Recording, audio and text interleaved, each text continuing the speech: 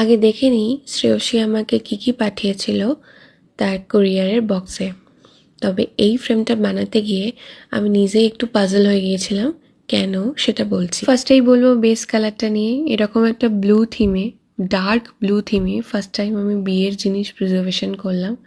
সম্পূর্ণ শ্রেয়সীর পছন্দের কাস্টমাইজেশন। প্রিজার্ভেশনের মধ্যে সবার আগে বলি, এই খরগোশটার কথা আমি বুঝতে পারিনি কোনটা মুখ কোনটা লেজ, তো আমি মনে হয় মুখটা নিচের দিকে বসিয়ে দিয়েছিলাম।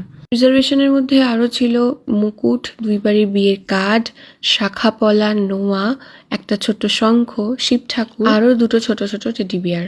সাজাতে গিয়ে সত্যি একটু পাজল হয়ে গিয়েছিলাম, ভাবছিলাম কিভাবে সাজাবো, কিভাবে ধরাবো একটা ফ্রেম। এবার আসি ফ্রেমটার কথায়।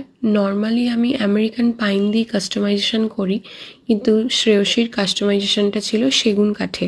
সবশেষে বেস কালারের থিমের সাথে ম্যাচিং করে ব্লু কালারের 3D ফ্লাওয়ার ডেকর করে ফ্রেমটা আমি কমপ্লিট করেছি।